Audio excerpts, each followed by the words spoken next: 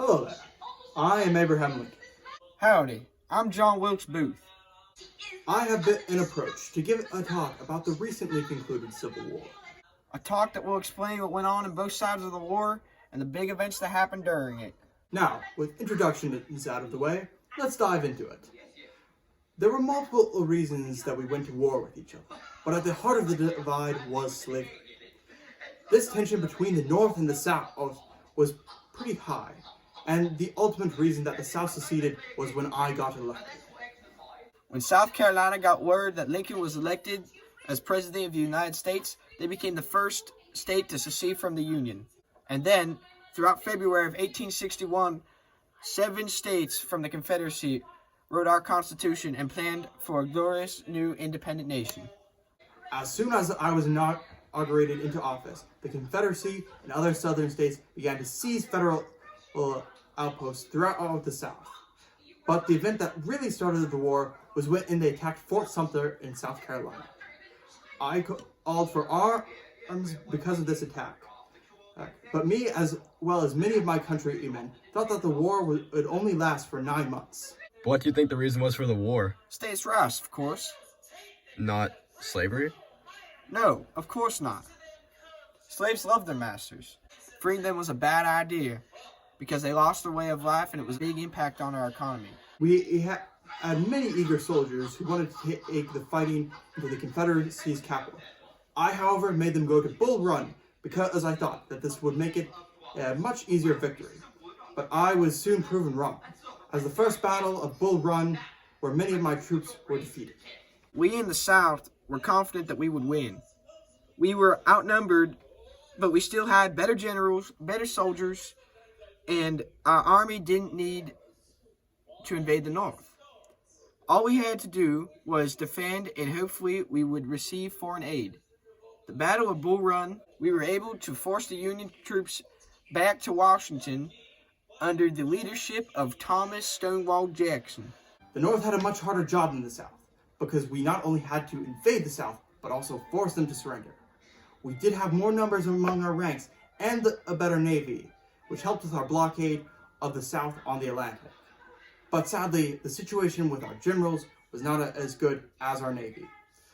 Our first general was McDowell, then McClellan, then Pope, then McClellan again, then Burnside, then Hooker, then Meade. But then finally, the command of the Union Army went to General Ulysses S. Grant. We still had the genius tactician Robert E. Lee as our main general, and for the most part, it seemed like we had the Union beat. The only thing we needed was foreign aid from other nations in order to overpower the North and give the Confederacy recognition as an independent nation. Another key battle of the war was the Battle of Glorita Pass. This was when part of the New Mexico Territory broke off and allied with the Confederacy. This area had the potential to become the Confederate presence in the West, and it provided a passageway between the Confederate state of Texas and the territory of California.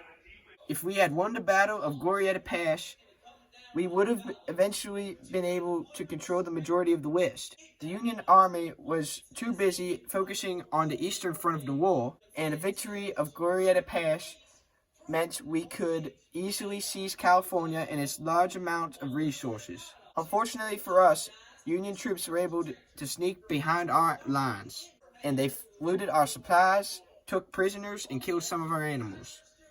The Confederates won the battle, forcing the Union to retreat, but unfortunately we had no supplies to continue on and force through the path due to the Union tactics. So we essentially lost this battle. Even though we managed to stop a Confederate invasion of the West, trouble still brewed in the East. Rumors spread that Robert E. Lee, the esteemed Confederate general, planned to invade the East. Things were looking scary for me and the Union, as we did not know where Lee would attack. However, we had absolutely enormous amount of luck, and my army was able to find a copy of Lee's battle plans that were left behind by the Confederate Army. The majority of Southerners, as well as myself, were enraged to hear that the North had possibly obtained our battle tactics. We were appalled that a Southerner could be so arrogant as to leave important war strategies just laying about. We knew we were in serious trouble if the North had our strategies. After discovering the plans, we learned that Lee planned to split his army into two, and we knew we could not allow this. We met the Confederate army in Sharpsburg, Maryland, before Lee could split his army into two. The Battle of Antietam Creek ultimately ended in a tie, due to my general, George McClellan, being too hasty to attack. The battle, however, proved to be a victory for me and the Union, as we held Lee's forces off from invading our territory. After the Battle of Antietam, I declared the Emancipation Proclamation, freeing all enslaved people in the South. The Battle of Antietam was ultimately a failure for the Confederacy. Lee and Stonewall Jackson's attempt to invade the North ultimately proved to be costly for the South. The Battle of Antietam was one of the bloodiest battles in the war, with both sides losing a large number of troops. Lincoln also declared the Emancipation Proclamation after this battle, which enraged myself and my fellow countrymen. This declaration by Lincoln was clearly an attempt to call the slaves to kill their masters, and was an obvious political attack on the Confederacy. Lincoln knew exactly what he was doing, and he got away with it too. After the Battle of Antietam, the Confederate city of Vicksburg, Mississippi, was under fire by the Union Army of Tennessee, led by Ulysses S. Grant. If we took Vicksburg, the Confederacy would lose control of the Mississippi. Because Grant's attacks on Vicksburg, Lee decided to mount another invasion of the North in the hope that it would draw Grant away and provide some relief for Vicksburg. General Hooker followed Lee north, but he proved to be ineffective, and Lincoln replaced him with George Meade, who quickly moved to mirror Lee's movements, to attempt to stay between him and the eastern cities of Washington, Baltimore, and Philadelphia. Then, on July 1st, 1863, Union cavalry began to fight infantry around the small town of Gettysburg, PA. The Battle of Gettysburg lasted for 3 days, which resulted in the Confederates' final push to crush the Army of the Potomac and win the war. On the third and final day, Lee ordered his troops to mount a full-scale assault. Around 15,000 Confederate troops began a 3/4-mile-long march across an open field and toward the Union position. They were able to get as far as the Union cannons before they were forced to retreat.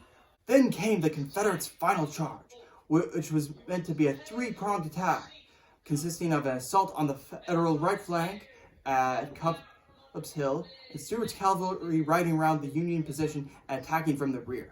But Union troops held a flank, and Federal cavalry met Stuart, which left the attacking Confederate infantry without any support. After that, Lee and his army retreated back to Virginia. Gettysburg was Lee's mistake. If he had just kept defending instead of attacking, the result of the war may have been different. While Lee had been marching north, Grant did not follow like Lee wanted. He stayed and kept pressure on Vicksburg. By May 18, 1863, Grant and his army were waiting at the gates of Vicksburg, cutting off any path of escape. Eventually, Lee and his army surrendered on April 9, 1865, in Virginia.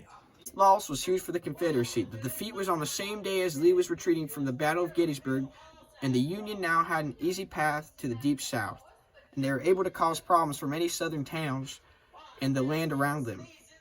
Many soldiers in the Confederate Army cowardly deserted their positions. With a small amount of starving troops, Lee knew he could not continue the war. It was clear to Lee that his army had been defeated. He formally surrendered all forces under his command when he met with General Grant of the Union Army in a small house in Virginia. This marked the end of the Civil War and great despair for the South. The loss of the war was devastating. Southern towns that had been pillaged by the Union were in ruin. The slaves now had their freedom, and due to this our economy had plummeted. All of us in the South had lost our way of life, our pride, and our great government which had protected our rights. All of this was due to Lincoln and the Union, who had imposed their power on us and took away our freedom and our way of life. Anyway, thank you for listening, but I have some business to attend to. After the war, I allowed the seceded states to return as long as they swore loyalty to the Union and abolished the practice of slavery. The war overall had positive impacts on the North's industry. It was booming, and were once again united as one country under God. A majority of the people in the North were happy about the Union victory, and the war was finally over. Anyway, I've got to get back to watching the show. But thank you for listening. Hello,